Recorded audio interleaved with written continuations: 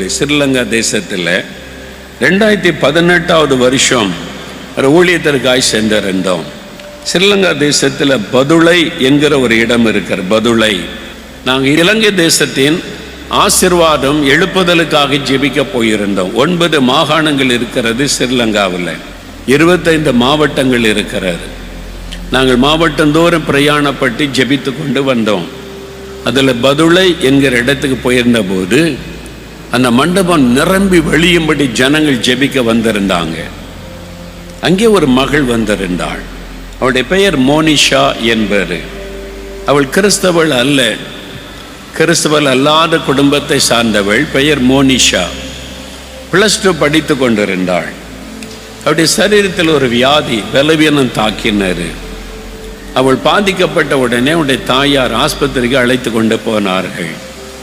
Doctors அந்த மகளை பரிசோதனை பண்ணி பார்த்துட்டு ஒரு சிறுநீரகம், ஒரு கிட்னி முழுவதும் செயலற்று விட்டது. ஒரு கிட்னி தான் செயல்படுகிறது, சிறுநீரகம். அப்போ என்ன செய்கிறது? அதனால தான் அவருடைய சரீரத்தில் இந்த பாதிப்பு வந்திருக்குது. இல்லை, பாதிக்கப்பட்ட செயலற்று போன அந்த சிறுநீரகத்தை ஆப்ரேஷன் பண்ணி எடுத்துடணும், இல்லாட்ட அடுத்த சிறுநீரகமும் பாதிக்கப்படும். அப்படி ஒரு சிறுநீரகத்தை வெட்டி எடுக்கும்போது என்ன வேணாலும் ஆகலாம், ஒருவேளை மரணம் கூட சம்பவிக்கிற சூழ்நிலை வரலாம், எங்களால் திட்டமாக சொல்ல முடியாது என்று மருத்துவர்கள் சொல்லிட்டாங்க. இந்த மகளுக்குள்ளே ஒரு மரண பயம், அந்த தாயாருக்குள்ள ஒரு பெரிய துக்கம். ஸ்கூல் தான் படித்து முடிக்கிற ஒரு இளம் வாலிப பெண், எவ்வளோ கஷ்டம் இருக்கும் தாயாருக்குல்ல. ஒரு பிள்ளை வியாதிப்பட்டு மருத்துவர்கள் இப்படி சொல்லும்போது உடனே இந்த தாயார் அந்த மகளுக்கு ஜாதகம் எழுதி வச்சிருந்தாங்க. பொதுவாக இந்து மக்கள் ஜாதகம் எழுதி வைப்பாங்க, பிறந்த நேரம் டைம் இதெல்லாம் பார்த்து ஜாதகத்தை கணிச்சு வைப்பாங்க. அந்த மாதிரி ஜாதகத்தை அந்த தாயார் வைத்திருந்தாங்க தன் மகள் பெயரில். அதை எடுத்துக்கொண்டு ஜாதகக்காரனிடத்தில் போய் இந்த ஜாதகத்தில் உள்ள மகளை குறித்து சொல்லுங்க என்பதாய் அவர் வெகு நேரம் ஆராய்ச்சி பண்ணி பிறந்த தேதி, டைமு, கிரகம், இந்த மாதிரி திசைகள், அந்த காரியங்களை எல்லாம் ஆராய்ந்து பார்த்துட்டு சொன்னார், இந்த மகள் 20 வயசுக்குள்ளே மரித்து விடுவாள், இவளுக்கு ஆயுசு நாட்கள் இல்லை என்று ஜாதகம் சொல்லுகிறது, இவள் மரித்து விடுவாள் என்று. டாக்டர் சொன்னாங்க, இந்த மகளுடைய உயிருக்கு ஆபத்து, இப்படி நடக்கலாம் அப்படி நடக்கலாம், பிழைப்பது சொல்ல முடியாது. இப்போ ஜாதகத்தை கணிச்சவங்க சொல்கிறாங்க, இந்த மகள் 20 வயசுக்கு மேலே இந்த ஜாதகம் யார் பேரில் இருக்கோ அவங்க உயிரோடு இருக்க மாட்டாங்க, இறந்துருவாங்கன்னு ஜாதகம் சொல்லுகிறது. தாயாருக்கு இன்னும் துக்கம். உடனே இந்த தாயார் குறி சொல்லுகிற ஒரு தாயினிடத்திலே போனார்கள். அவங்க குறி சொல்லுவாங்க, குறிப்பிட்ட நேரம் ஒரு ஆவி அவங்க மேலே இறங்கி வரும். அவன்கிட்ட போய் கேள்வி கேட்டால் அந்த ஆவி பதில் சொல்லாது. குறி சொல்லுகிற ஆவி பைபிளில் இருக்கிற அப்போஸ்தலர் நடபடிகளில் குறி சொல்லுகிற ஆவி உடைய ஒரு பெண், அது ஒரு சர்ப்பத்தின் ஆவின்னு பைபிளில் இருக்குது, அது ஒரு பாம்பின் ஆவி. குறி சொல்லுகிற ஆவி பொய் சொல்லுகிற வஞ்சிக்கிற ஒரு பொல்லாத ஆவின்னு பைபிளில் இருக்குது. ஆனால் அந்த ஆவி அவங்கள்ட்ட போனாங்க. இந்த தாய் போய் குறி சொல்லணுன்னு கேட்க போனால், என் குடும்பத்தை பற்றி எனக்கு தெரியணும் என்று சொன்ன உடனே அந்த ஆவி வந்து சொல்லுகிறாரு, உன்னுடைய வீட்டில் ஒரு மகள் 20 வயதில் சாக போகிறாள். அதுவும் சொல்லுது, 20 வயசுல உன் மகள் சாக போகிறாள், வீட்டில் ஒரு மரணம் சம்பவிக்க போகிறது. ஜாதகமும் சொல்லுது, குறி சொல்லுகிற ஆவி சொல்லுது, டாக்டரும் சொல்றாங்க இவ பிழைக்க மாட்டான்னு. இப்போ இந்த வாலிப மகளுக்குள்ளே மரணம், நம்ம பிழைக்க மாட்டோம் நிச்சயமாகிவிட்டார். இப்போ ஒரு ஆவி அவளோடு பேசுகிறாரு, நீ வாழ முடியாது, செத்து போயிரு என்று பேசுகிறார். இந்த தாயார் இதெல்லாம் விட்டுட்டு என் பிள்ளையை எப்படியாவது நான் பிழைக்க வைக்கணும், காப்பாற்ற வைக்கணும் என்று சொல்லி டாக்டர்கிட்ட போய் ஆப்ரேஷனுக்கு தேதி குறிச்சிட்டாங்க. 2018 ஜூன் மாதம் 8ஆம் தேதி ஆப்ரேஷனுக்கு தேதி குறிச்சிட்டு வந்து, எப்படியாவது பிள்ளையை காப்பாற்றுங்க டாக்டர், நாம் சொத்தை வித்தாவது பணம் கொண்டு வரேன்னு சொல்லி ஒரு ஏழை தாய் தன் மகளை காப்பாற்ற போராடினார்கள். இளம் வயசில் பிள்ளை சாகிறதை யாரு வந்து விட்டு கொடுப்பாங்க? அப்போ இந்த மகள் நினைத்தாள், தாய்க்கு தெரியாமல் 8ஆம் தேதி ஆப்ரேஷன், ஒரு ஆவி சொல்லுது, நீ செத்து போயிடுவ, நீ பிழைக்க மாட்ட, மரிச்சு போயிரு அப்படின்னு பேசுது. அவள் தீர்மானித்தால் ஜூன் மாதம் 7ஆம் தேதி தற்கொலை பண்ணி நான் இறந்துடணும் அப்படின்னு தீர்மானித்தாள். 8ஆம் தேதி ஆப்ரேஷன். எதுக்கு பணம் வேஸ்ட்டு, நான் தான் சாக போகிறேன்னு ஜாதகமும் சொல்லுது, குறி சொல்கிறவங்களும் சொல்லியிருக்கிறாங்க. டாக்டர்ஸும் நம்பிக்கையில்னு சொல்லிட்டாங்க. நான் எதுக்கு வாழணும், 7ஆம் தேதி தற்கொலை பண்ணி செத்துறதுக்கு அவள் தேதி குறிச்சிட்டான். அவங்க ஆப்ரேஷனுக்கு தேதி குறிச்சிட்டாங்க. இவள் தற்கொலை பண்ணி மரிப்பதற்கு தேதி குறைத்து விட்டாள். இந்த சமயத்தில் தான் நம்முடைய உபவாச ஜபங்க நடக்குது. பதுளையில் யாரோ சொன்னாங்க, நீ இப்படிலாம் மகளை வச்சுட்டு கஷ்டப்படுறியம்மா, இங்கே ஒரு ஜப கூட்டம் நடக்குது, இந்தியாவிலேருந்து ஒரு ஊழியக்காரர் வந்து ஜபெல்லாம் நடத்துகிறாரு, ஏசு அற்புதெல்லாம் செய்கிறான்னு சொல்கிறாங்க, நீ உன் மகளை கூட்டிகிட்டு போய் பாருன்னு சொன்னாங்க. இவங்க கிறிஸ்தவர் அல்லாதவங்க, கிறிஸ்தவ கூட்டத்துக்கே வந்ததில்லை. அப்போ என் பிள்ளைக்கு யாராவது சுகம் கொடுத்துருவாங்களா? ஒரு ஏக்கத்தோடு தன் வாலிப மகளை அழைத்து கொண்டு கூட்டத்துக்கு வந்தாங்க. அந்த ஹால் நிரம்பி வழிகிறது. வெளியெல்லாம் ஆட்கள் டைட்டாக உட்கார்ந்துருக்காங்க.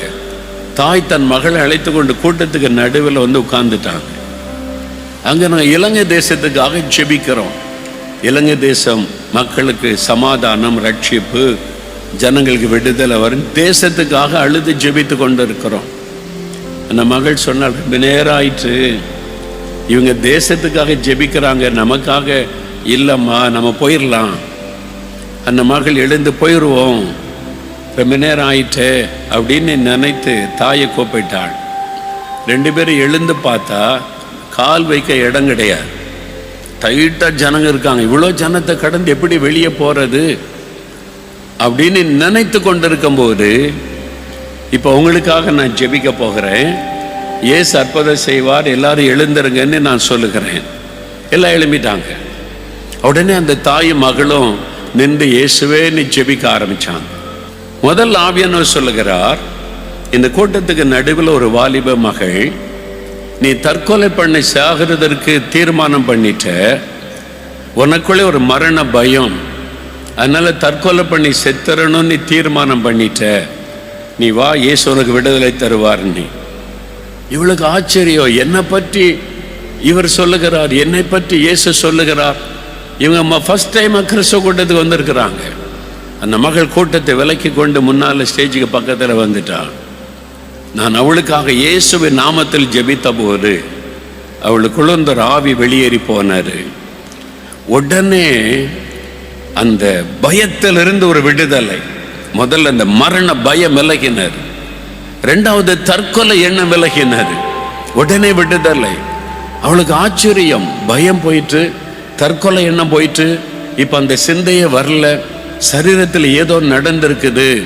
ஆண்டவர் தொட்டு விட்டார் அவருடைய தழும்புள்ள கரத்தினால.